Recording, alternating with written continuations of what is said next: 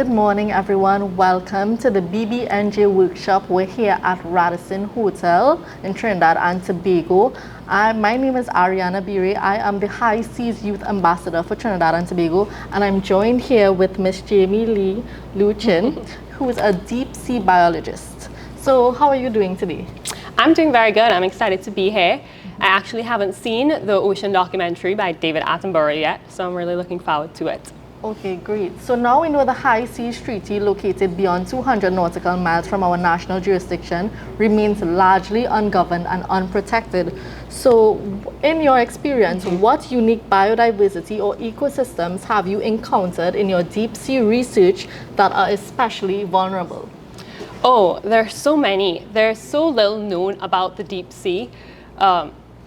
But what we do know, at least off of Trinidad and Tobago, going all the way through Barbados at least, we found methane seeps, and this correlates highly with our expanding oil and gas industry. And these methane seeps are quite unique because they release methane through the sea floor, and the organisms actually use that methane to start off the energy chain.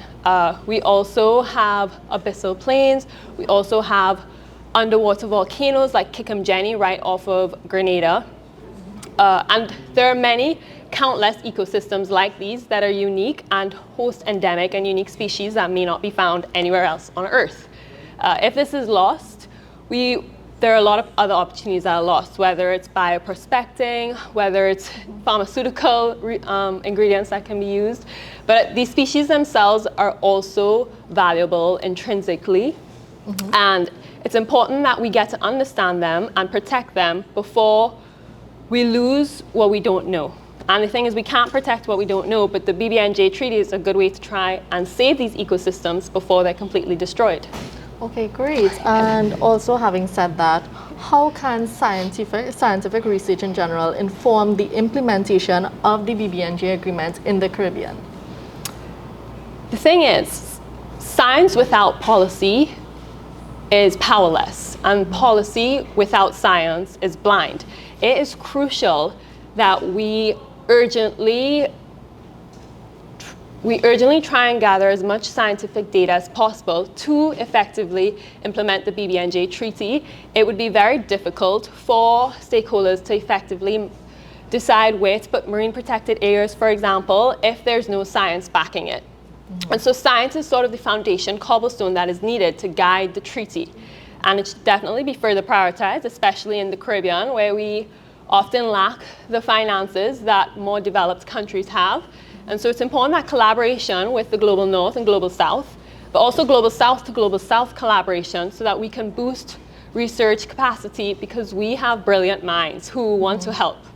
And so it would be really, really crucial, I think, to boost scientific exploration in the Caribbean.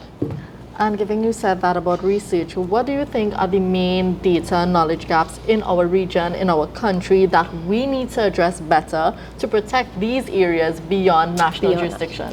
Not to be biased as a deep sea biologist, but the deep sea in Trinidad and Tobago, for example, makes up 70% of our ocean. And we know basically nothing about it. Extremely little. Everything that we know has to do with the coastal and shallow water zones. And so I think prioritizing and encouraging research in the deep sea is crucial, as it is Trinidad's largest ecosystem.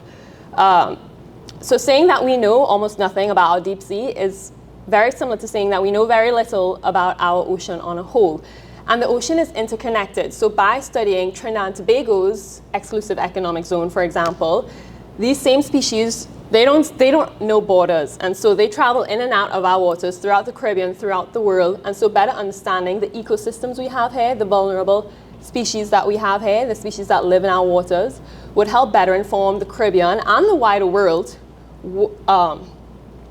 what species are vulnerable.